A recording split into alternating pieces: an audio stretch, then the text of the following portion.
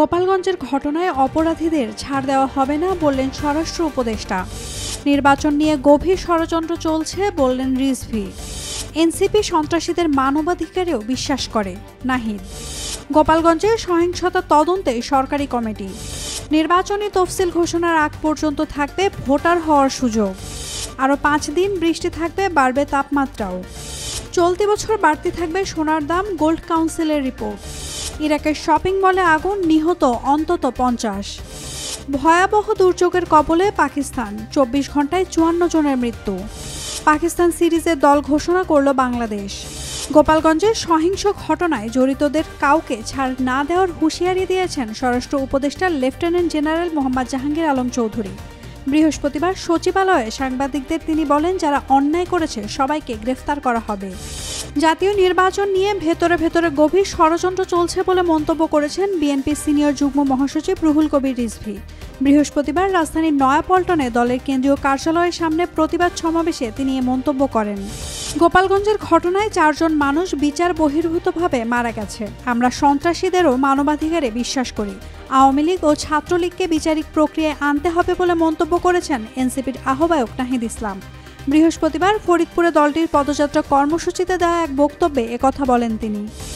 গোপালগঞ্জের সহিংসতা ও প্রাণহানির ঘটনায় তদন্ত কমিটি গঠন করেছে অন্তর্বর্তীকালীন সরকার।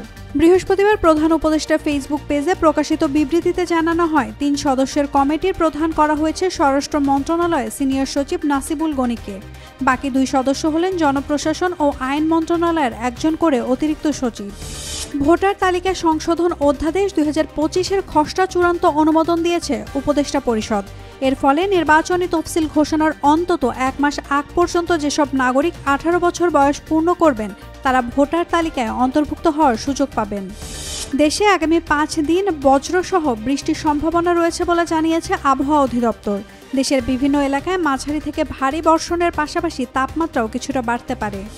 চলতি বছরের প্রথমার্ধে বিশ্ববাজারে সোনার দাম 26% বেড়েছে এবং বছরের বাকি সময়েও বাড়তি থাকার পূর্বাভাস দিয়েছে ওয়ার্ল্ড গোল্ড কাউন্সিল WGC জানায়, দ্বিতীয়ার্ধে সোনার দাম আরও 5 থেকে 15% পর্যন্ত বাড়তে পারে।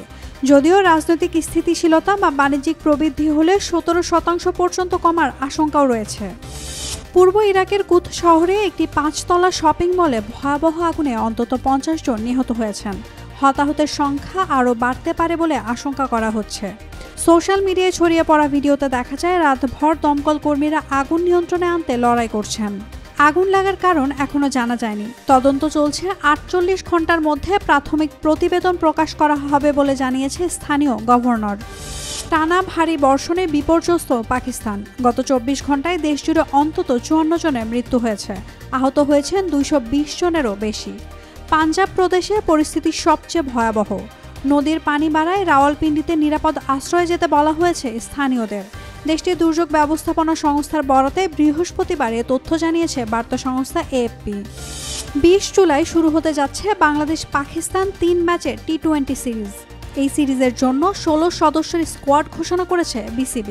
শ্রীলঙ্কার বিপক্ষে শেষ সিরিজের দল অপরিবর্তিত রাখা হয়েছে, যেখানে বাংলাদেশ প্রথমবার শ্রীলঙ্কার মাটিতে T20 সিরিজ জিতে ইতিহাস গড়েছে।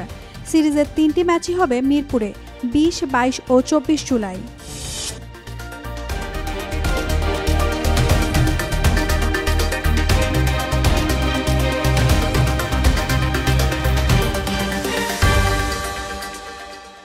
For more updates, follow us on Facebook, subscribe our YouTube channel, get the latest update on www.daily-sun.com.